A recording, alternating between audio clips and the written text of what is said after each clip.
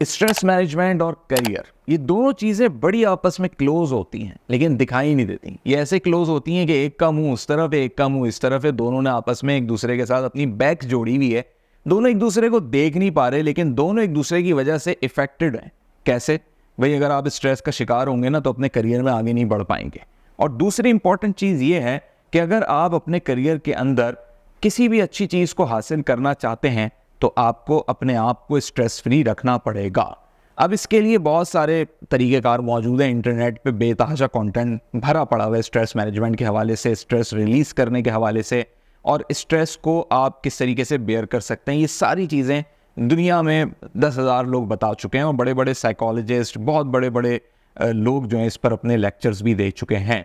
लेकिन मैं एक बड़ी यूनिक और डिफरेंट बात और इस पहलू में बात आपसे करूंगा कि करियर की स्ट्रेस को आप बाकी स्ट्रेसेस से डिफरेंट कर दें तो आपको करियर में आने वाली जो स्ट्रेस है वो स्ट्रेस ही नहीं लगेगी। ये मेरा खुद का आजमूदा तजुर्बा भी है और इस पे मैंने बहुत सारे लोगों के साथ, तकरीबन 14 से 15 लोगों के साथ डिस्कशन की है।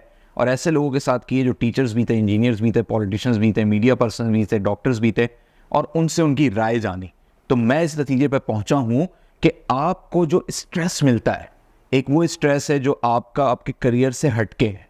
मिसाल के तौर पे आप कहीं जा रहे हैं, रास्ते में कुछ एक ऐसी हैपनिंग हो गई, उसकी वजह से स्ट्रेस हुआ। इसका आपके करियर से कोई ताल्लुक नहीं। डोमेस्टिक स्ट्रेस हो सकता है, आपकी पर्सनल लाइफ का स्ट्रेस हो सकता है, रिलेशंस के हो सकते हैं मामला, 10,000 चीज़ें हो सकती हैं, फाइनेंशियल स्ट्रेस भी हो सकता है। ये वो स्ट्रेसेस हैं जो आपकी ज़िंदगी का पार्ट हैं, इन्हें आपने मैनेज करना है। लेकिन कुछ स्ट्रेस ऐसे हैं जो आपके करियर के अंदर आ रहे हैं। करियर के अंदर कैसे स्ट्रेस आ रहा है कि एक शख्स से माइक्रोबायोलॉजिस्ट बन गया, डिग्री ले ली। अब उसके बाद वो जब नौकरी के लिए निकला तो उसको पता लगा कि उसकी तो औकात का वर्ड मैं इसलिए यूज़ कर रहा हूँ क्योंकि उसी तरह से ट्रीट किया जाता है माइक्रोबायोलॉजिस्ट को कि वो जी लैब के अंदर टेक्नीशियन बन जाएगा, माइक्रोबायोलॉजिस्ट कहलाएगा तो सही, लेकिन वो देखेगा कि मैं 4 साल डिग्री लेके यहाँ पे आया हूँ और एक आदमी 4 हफ्ते की, 4 महीने की ट्रेनिंग लेके मेरे बराबर में खड़ा हुआ है। सैलरी में भी कोई 5-10 हज़ार रुपये का ही फ़र्क है और माइक्रोबायोलॉजिस्ट की भी जो इनिशियल सैलरी है वो 40-50 हज़ार से ज़्यादा की नहीं है। ये भी शायद मैं ज़्यादा बता रहा हूँ। ऊपर से जॉब्स नहीं है क्योंकि इतनी ज़्यादा लैब्स कोविड के बाद पाकिस्तान में खुल तो गई। तो अब ये स्ट्रेस आएगा यहाँ पे, ये है करियर का स्ट्रेस। एक माइक्रोबायोलॉजिस्ट के ऊपर जो अभी पढ़ रहा है, अगर मैं उसकी सारी बातें बता दूं उस बच्चे को कि भाई तुम अभी पढ़ रहे हो, 2 साल बाद डिग्री लेके निकलोगे तो अभी हालत ये है तुम्हारी फील्ड की, तो ये उसको करियर का स्ट्रेस आ गया। अभी जो करियर का स्ट्रेस है उसको इस चीज़ के अंदर अपॉर्चुनिटीज तलाश करनी है क्योंकि ये स्ट्रेस फ़ौरन से चैलेंज बन गया उसके लिए। चैलेंज के अंदर ऑलरेडी अपॉर्चुनिटीज़ मौजूद होती हैं, सिर्फ आपकी निगाह वो होनी चाहिए कि आप वो तलाश कर सकें। तो अगर वो उसके अंदर से अपॉर्चुनिटीज़ तलाश कर लेगा तो ये तरीका होगा कि वो स्ट्रेस रहेगा ही नहीं। तो वो स्ट्रेस मैनेजमेंट जो बाकी चीज़ों की उस पर तो वो करता रहे अपनी, लेकिन करियर की स्ट्रेस जो है वो उसके लिए करियर की कामयाबी भी बन सकती है। अब इसमें किस तरीके से वो अपॉर्चुनिटी तलाश करेगा? इस तरीके से तलाश करेगा, वो कहेगा ये तो आपने मुझे बात बता दी पाकिस्तान की, ये तो आपने मुझे बात बता दी लोकल रीजन की, लेकिन मैं जो अपना डोमेन या मैं जो अपना विजन देख रहा हूँ वो तो मैं देख रहा हूँ कनाडा के अंदर, वो तो मैं देख रहा हूँ इटली के अंदर, वो तो मैं यूरोप में देख रहा हूँ, यूएस में देख रहा हूँ, जर्मनी में देख रहा हूँ। और जब मैंने रिसर्च की तो फिर मैंने ये डेटा निकाला कि माइक्रोबायोलॉजिस्ट की तो बेतहाशा नीड है वहाँ पर, और सिर्फ लैब्स में नहीं है बल्कि फूड इंडस्ट्री के अंदर नीड है। अब आप बताएं, हॉलैंड जो कि फूड की सप्लाई के हवाले से एग्रीकल्चर में बड़ा उसका एक नाम है, यूक्रेन का एक बड़ा नाम है, गंदम की पैदावार जो पूरी दुनिया में मुतासर हुई, यानी जो डिस्ट्रीब्यूशन थी यूक्रेन की वजह से हुई। क्यों हुई? क्योंकि वहाँ पे रशिया वाली वॉर का सेटअप हुआ तो दुनिया को ही पता लगा अच्छा यूक्रेन में इतना वीट है, इतना गंदम है, इतना एग्रीकल्चर है, तो इसका मतलब है वहाँ फूड इंडस्ट्रीज भी बेतहाशा हैं। फूड इंडस्ट्रीज बेतहाशा है तो इसका ये मकसद हुआ कि वहाँ पर माइक्रोबायोलॉजिस्ट की नीड बेतहाशा है।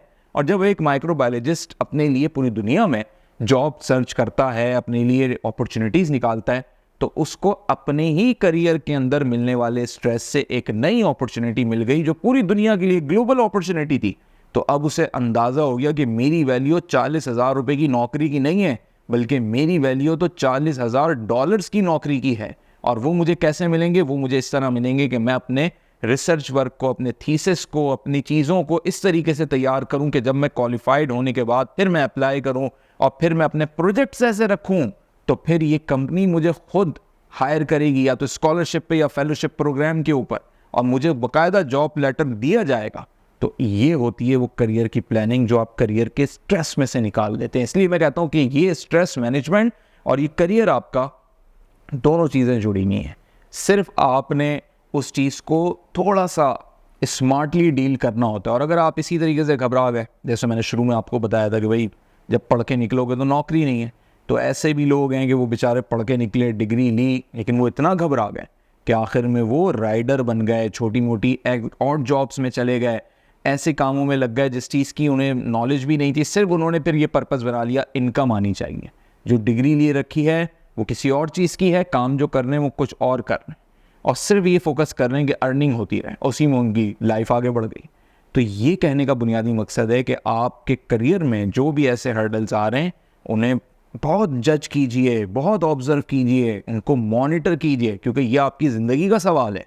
ये कोई मामूली बात नहीं है जब आप अपनी स्टूडेंट लाइफ गुजारते हैं, ये बहुत इंपॉर्टेंट बात है। और अगर आपकी स्टूडेंट लाइफ गुजर गई है तो भी मत घबराएं, क्योंकि जो काम आप उस वक्त कर सकते थे वो आज भी कर सकते हैं, अभी भी आप चीज़ों को तलाश कर सकते हैं। हाँ, ये है कि अब आपको थोड़ी सी और डबल मेहनत करनी होगी। तो फिर वही बात है कि मेहनत तो हर जगह मौजूद है, मेहनत के बगैर कामयाबी मुमकिन नहीं है। मेहनत करते रहें, फोकस रहें, और सबसे इंपॉर्टेंट चीज़ ये है कि अपने करियर में आने वाले स्ट्रेस को कभी भी अपने ऊपर तारी नहीं करें, बल्कि उसको एक चैलेंज समझ के उसमें से अपॉर्चुनिटीज़ तलाश करें।